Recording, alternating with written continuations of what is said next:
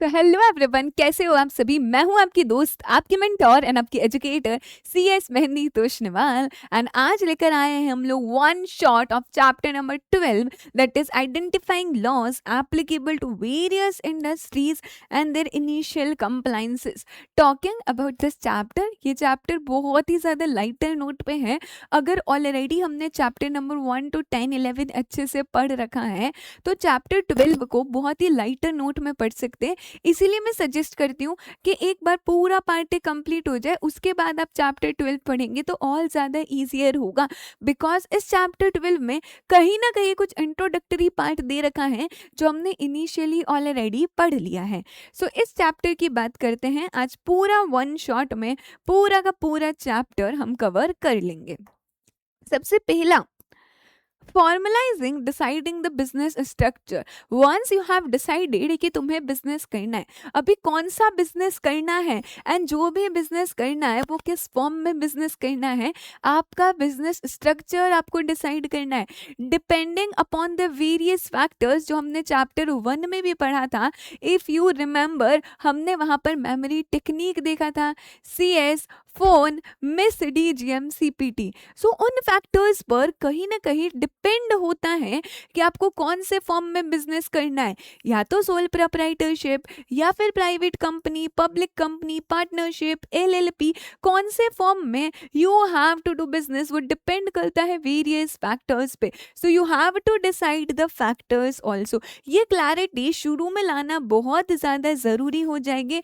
Depending upon the capital requirement, depending upon your business goals, आपके short term goals क्या, आपके long term goals क्या, आपका vision क्या है, उन सभी पे डिपेंड करता है हमारा बिजनेस स्ट्रक्चर।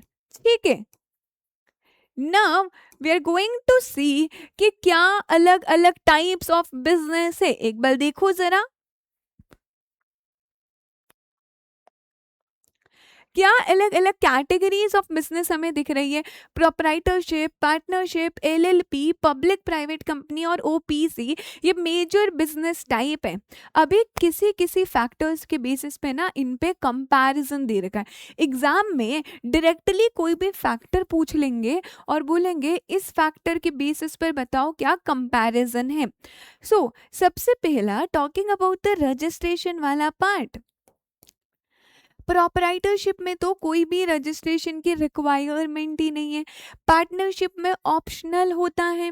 LLP की बात करें तो LLP रजिस्टर्ड होती है LLP एक्ट 2008 के अंदर।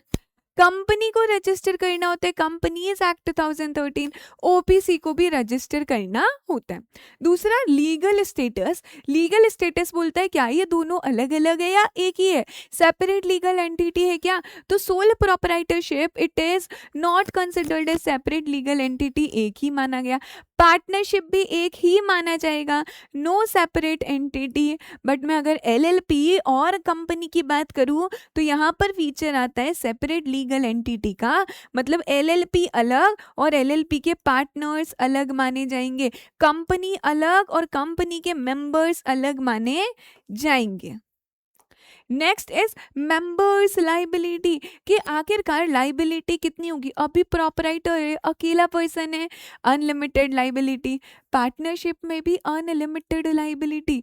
LLP नाम ही बता रहा है लिमिटेड लाइबिलिटी, यानी कि जितना कंट्रीब्यूशन तुमने LLP में किया है उतनी तुम्हारी लाइबिलिटी। कंपनी की बात करें तो डिपेंड करता है कौन सी टाइप ऑफ कंपनी है। 3 तरह की कंपनी होती है। If it is limited by shares, आपकी लाइबिलिटी लिमिटेड होती है up to the extent of unpaid amount of share capital, उतनी लाइबिलिटी होती है। ठीक है, गारंटी की बात करें तो जितना अमाउंट ऑफ गारंटी आपने अंडरटेक किया है, और अगर अनलिमिटेड कंपनी है तो अनलिमिटेड लाइबिलिटी होगी। OPC की बात करें तो अगेन जितना unpaid amount of share capital है, गारंटी है तो कितना गारंटी दिया है, अगर अनलिमिटेड कंपनी है तो unlimited liability. Number of members required, sole proprietor में अकेला इंसान है, एक पर्सन चाहिए। पार्टनरशिप में 2 पर्सन्स, मैक्सिमम 50। LLP में मिनिमम 2, मैक्सिमम कोई लिमिट नहीं है। मैं पब्लिक कंपनी की बात करूँ तो 7 लोगों के साथ चाहिए, यानी कि minimum 7, maximum no limit. Private company में मिनिमम 2, मैक्सिमम 2 200 एंड ओपीसी में तो मिनिमम मैक्सिमम 1 ही चाहिए। बट ओपीसी में क्या होगा, ओपीसी में नॉमिनी को अपॉइंट करना इज मैंडेटरी। ट्रांसफरेबिलिटी, क्या आपकी ओनरशिप ट्रांसफर हो सकती है? आई होप तुम लोग रिकॉल कर पा रहे होंगे, कहीं ना कहीं जितना भी हमने पढ़ा ये वही सेम पॉइंट है। सोल प्रोप्राइटरशिप में ट्रांसफर नहीं होता है, पार्टनरशिप में भी नहीं होता है, एलएलपी में ओनरशिप ट्रांसफर हो सकती है, कंपनी में तो इजीली शेयर ट्रांसफर करोगे हो जाएगी, and same with OPC. Taxation की बात करें कि टैक्स कैसे लगेगा, टॉकिंग अबाउट सोल प्रोप्राइटरशिप, यहाँ पर आपके सोल प्रोप्राइटरशिप बिजनेस पर टैक्स लगता है एज एन इंडिविजुअल, यानी कि उस बिजनेस की इनकम को ऐड कर दिया जाएगा इंडिविजुअल की टोटल इनकम में एंड उसके अकॉर्डिंग टैक्स लगेगा। पार्टनरशिप में जो भी स्लैब रेट प्रोवाइडेड है इनकम टैक्स एक्ट के अकॉर्डिंग वो लगेगा, प्लस सरचार्ज लगता है एंड फिर सेस लगता है अगर एप्लीकेबल है तो।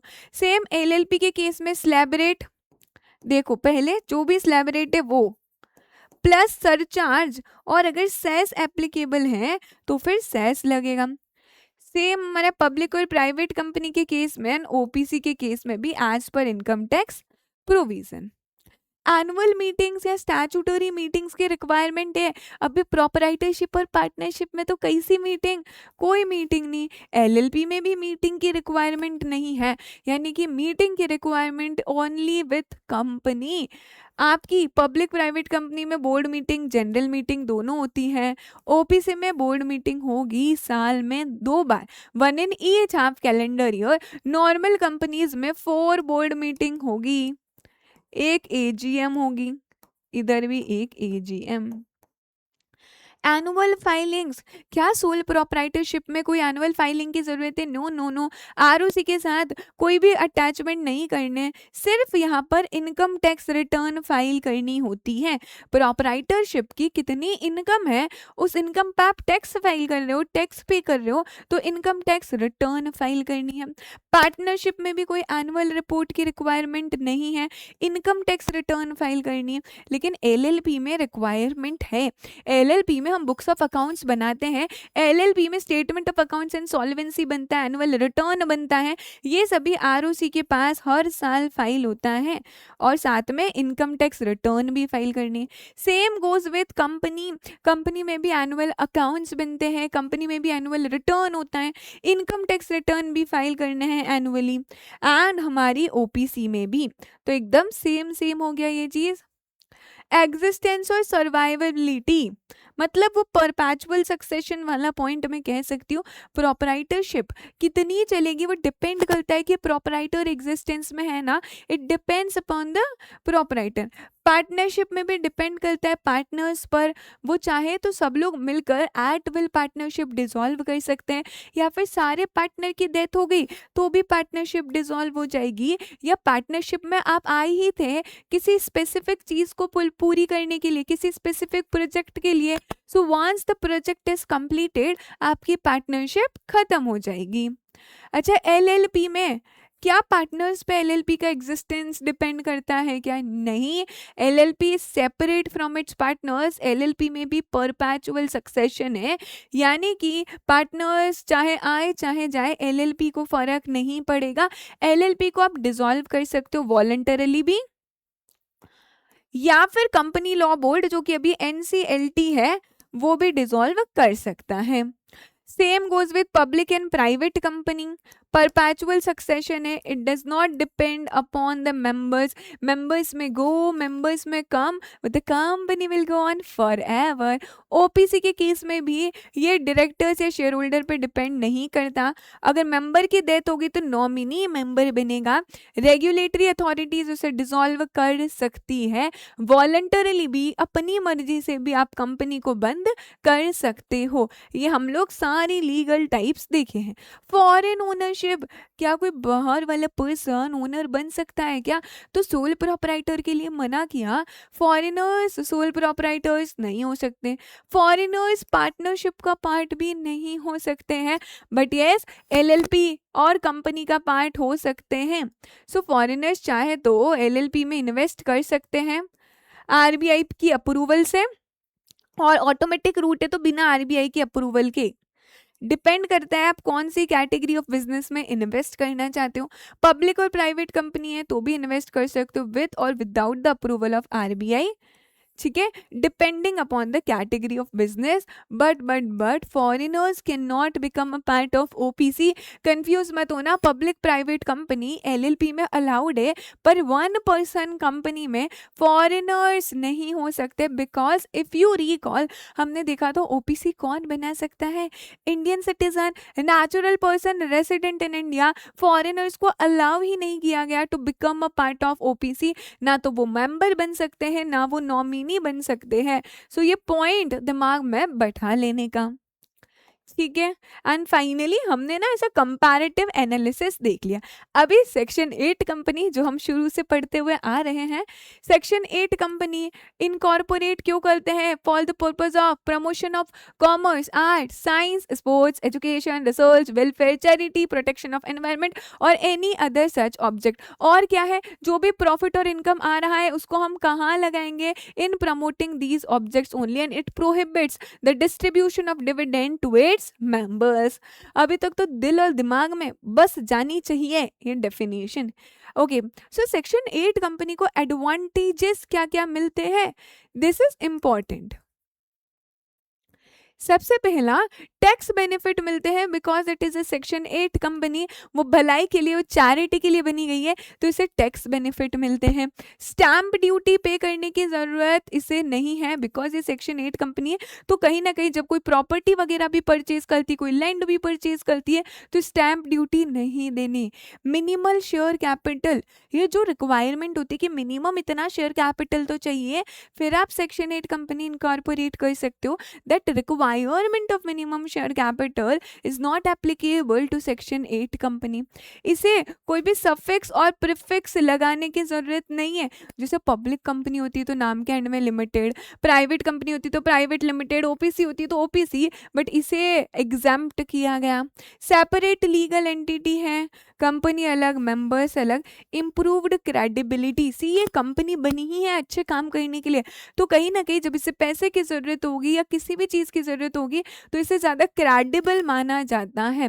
And these are the advantages जो सेक्शन 8 कंपनी के होते हैं।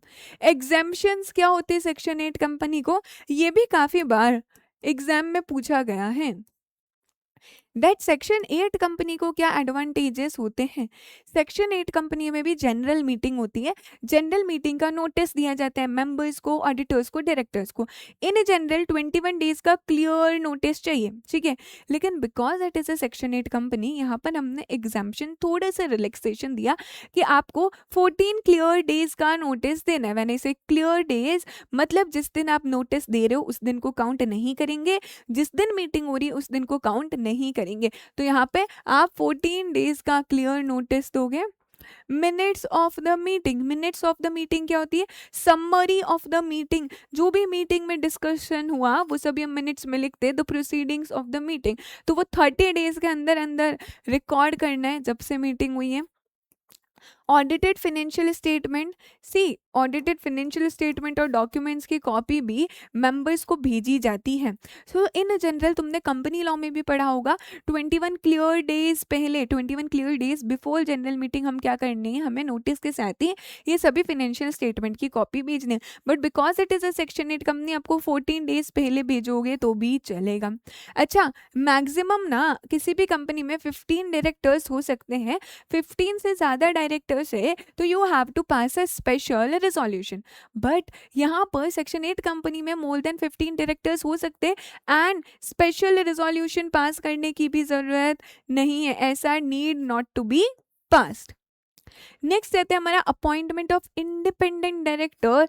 यहाँ पर इंडिपेंडेंट डायरेक्टर को अपॉइंट करना जरूरी नहीं है, there is no compulsion to appoint an independent director, कोई भी जरूरत नहीं है।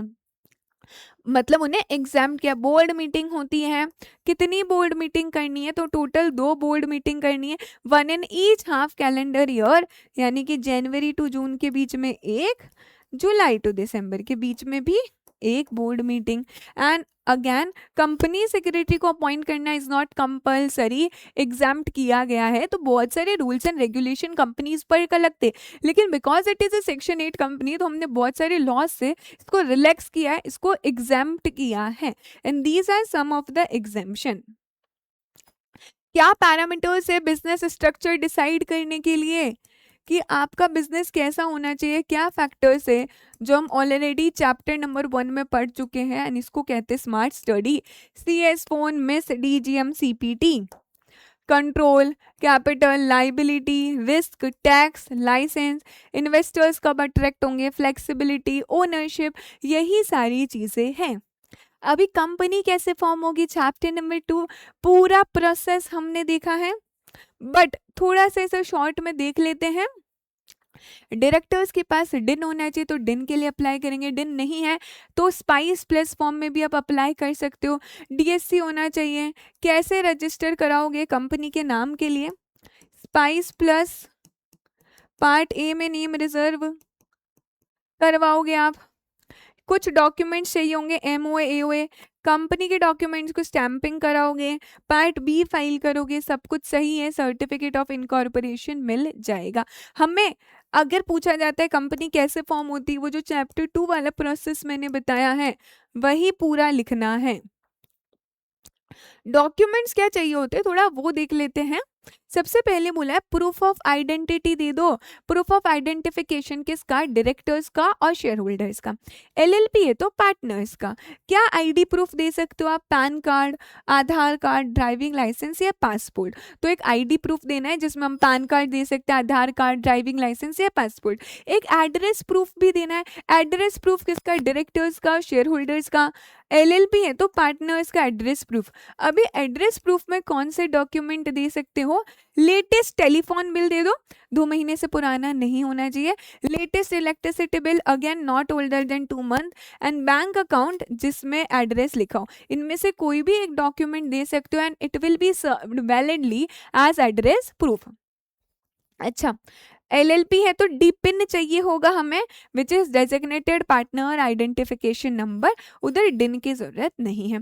अभी आप लोग बिजनेसेस कर रहे हो तो कहीं ना कहीं क्या मैं बोल सकती हूँ, बिजनेस करने के लिए अलग अलग तरह के बिजनेस करने के लिए अलग अलग रजिस्ट्रेशन करवाने होते हैं, अलग अलग लाइसेंसेस लेने होते हैं। Licences plays in very important role to run any business.